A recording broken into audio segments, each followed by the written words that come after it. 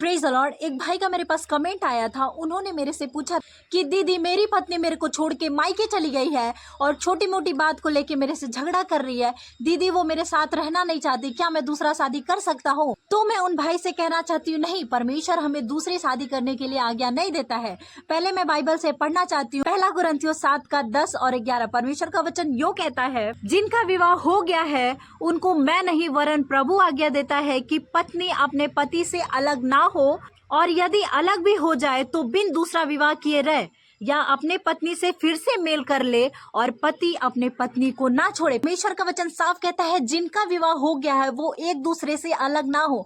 बहुत से ऐसे जगह देखा जाए कि छोटी मोटी बात को लेके पति पत्नी में लड़ाई और झगड़ा हो जाता है, जिसके कारण पति पत्नी का घर बिखर जाता है और पति सोचता है कि मैं किसी और से शादी कर लूं, और पत्नी सोचती है मैं किसी और से शादी कर लूं। पर परमेश्वर हमें यह आज्ञा नहीं देता। परमेश्वर का वचन साफ कहता है कि अगर किसी बात को लेके आप में अनबन हो गया है तो आप एक दूसरे से सलाह मशवरा करके एक साथ हो ले, क्योंकि परमेश्वर ने पति और पत्नी को एक तन बनाया है। शादी के बाद पति और पत्नी एक तन होके एक साथ रहते हैं, अपना जिंदगी बिताते हैं।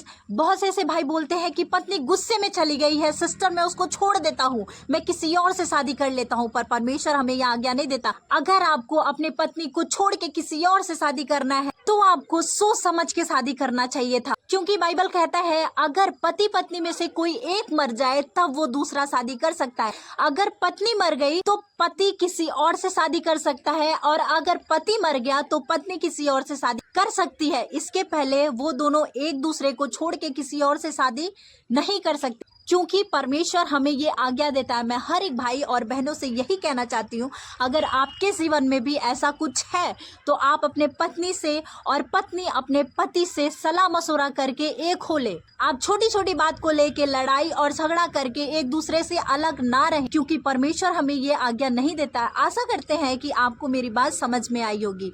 Praise the Lord.